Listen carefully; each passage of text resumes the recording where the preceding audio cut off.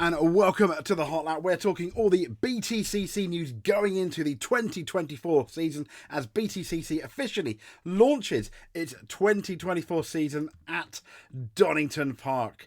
Yes, the British Touring Car Championship has announced its official lineup for the forthcoming season after launching its campaign in Donington Park. We've got reigning champions Alliance Racing top the billing with four-time title winner Ash Sutton, and he's looking to become the first driver in the series' long history to win the Drivers' Championship on 5 separate occasions, cementing his legendary status in the sport.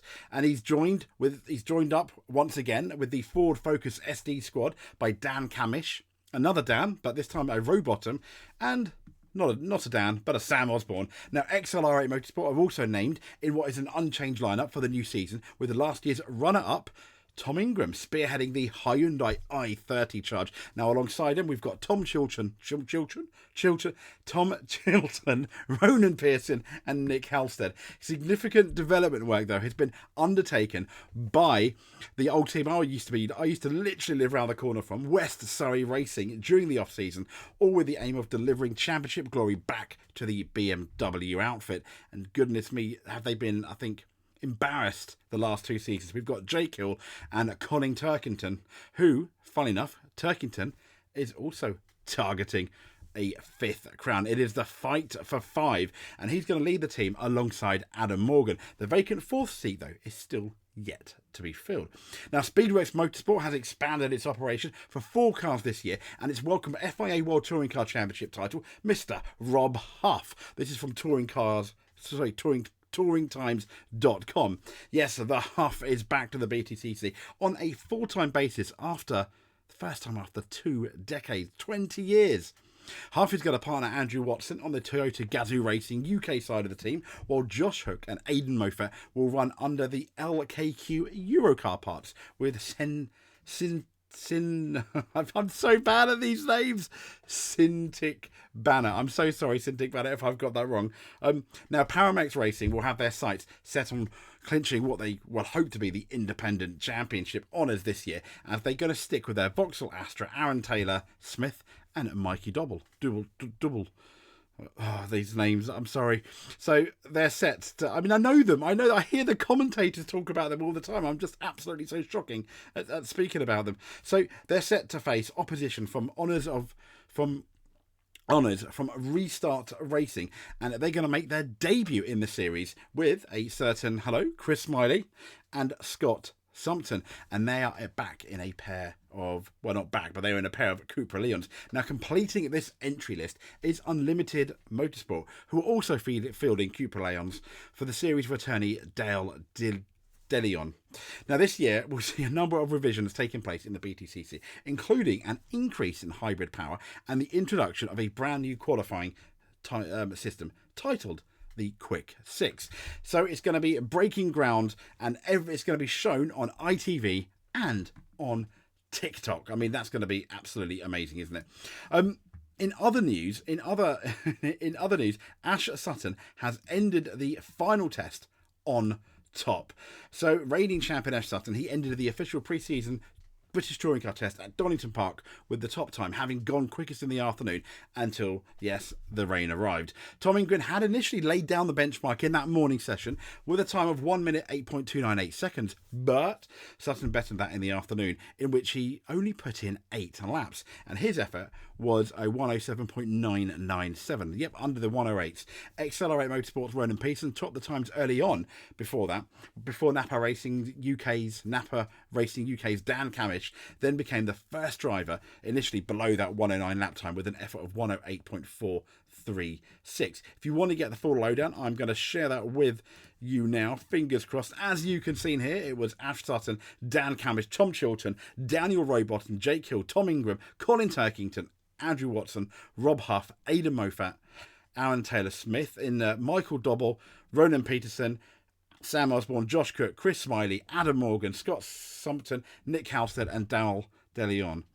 So there we go. They're obviously the combined results potentially if we look all the way down. But also, as you know, there were essentially other tests. This was Jake Hill, and he led the Brands Hatch test. This was a couple of weeks ago in what was the first official 2024 touring car test. Let's have a look at that. I mean, that was Jake Hill. Then it was Huff. I mean, Jake Hill did a 47.8 seconds. Then it was Rob Huff, Adam Morgan, Josh Cook, Aaron Taylor-Smith, Ash Sutton, Dan Camish, Ada Moffat, Tom Ingram, and Mike Dobble, all within, apart from Mikey, all within a half a second of each other at Brands Hatch, which was quite good. And the second one was at Croft, slightly longer track, with a 1 minute 22.243. It was Ronan Pearson leading there. Jake Hill second. Colin Turkey third. Dan Camish, as you can see here, Ash Sutton, Dan Rowbottom, Tom Shilton, Rob Huff, Josh Cook, and Andrew Watson in the top 10, separated by 0.8 of a second. So that's not too bad there. I'm really looking forward to this season, even though it's, when you look at the actual grid, it's not as good and it's not as big. And now I know Alan Gow has tried to paint it with a certain amount of what you want to call optimism, but I don't know. I don't know if I believe all the optimism. He was talking. I mean, he was obviously interviewed, and he did say, to be fair to him, he said, we have a cracking championship ahead of us, but of course he's going to say that, isn't he? He's got something to sell. So Alan Gow, he's predicted another exciting season for the BTCC. And now he took centre stage at the Donington Park scene of the opening meeting later on this month. The final, it's also where the final pre-season test when the championship announced a bumper entry list of multiple champions and race winners that are going to fight it for outright honours in what promises to be another action-packed series for the UK Premier Motorsport Series. Now, BTCC has confirmed a number of key changes, and now we've already mentioned an increase in hybrid power and the introduction of that quick six qualifying format. And he said it has been arguably one of the busiest off-seasons in recent memory, with several off and on-track innovations and announcements set to bring further excitement. He went on saying, we have a grid that is firmly focused on real depth of quality, and that is what he's been saying. He's concentrated on this quality over quantity, where we had 30 car grids. It's not that much now. It's not quite, almost like a third smaller, just over 20 cars. But he said, with so many potential race winners and an ever-growing number of likely title contenders, he said these driver announcements from the teams, combined with the new hybrid turbo boost qualifying and option tyre regulations, look set to be the perfect recipe for a hugely competitive and entertaining year ahead. He said, I'm also incredibly proud of our groundbreaking move in ensuring that the BTCC will be the first, and I think this is absolutely an amazing move, be the first motorsport championship in the world to have its entire race season streamed live on TikTok around the globe, alongside our fantastic, growing, our ongoing and absolutely vast UK coverage, which is free on ITV4 and X. Excuse me, I've still got a hiccup with ITVX. He said this is going to introduce BTCC to a massive, new and completely different demographic, a younger and more diverse audience whose engagement is vital for the future of the sport.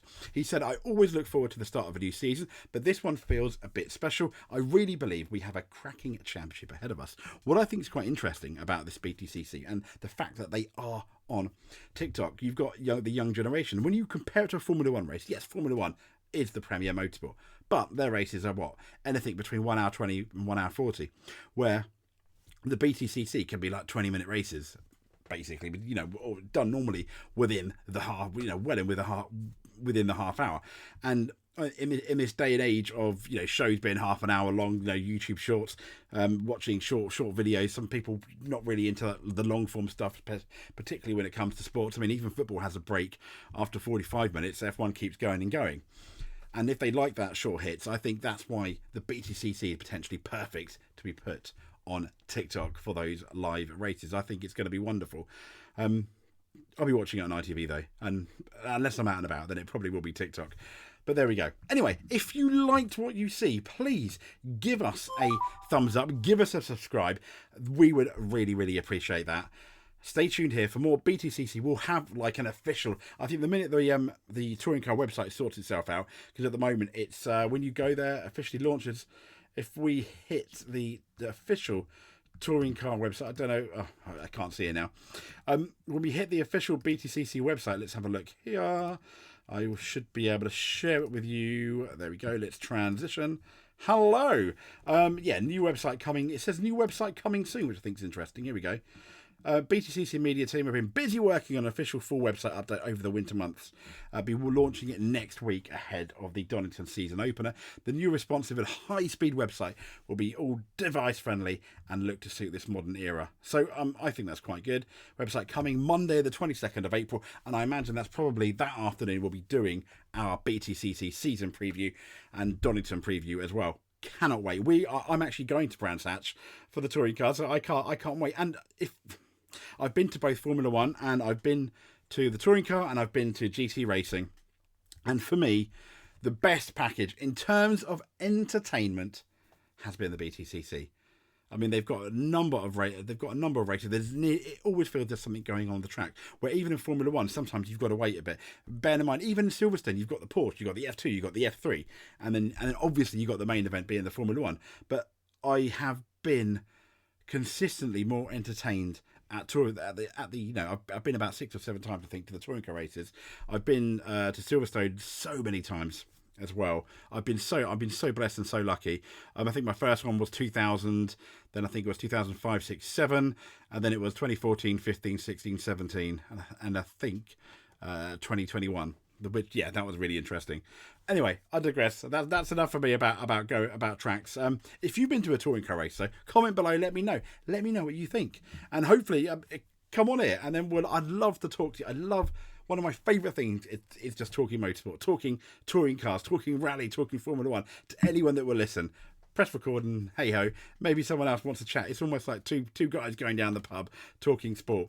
Anyway, I digress. I'm completely rambling now. I will speak to you soon. Stay tuned here for more touring car action at the Hot Lap. We'll have our preview, we'll have our Donington preview, and then we'll have a look at that race coming in Donington in just over a week's time. See you later.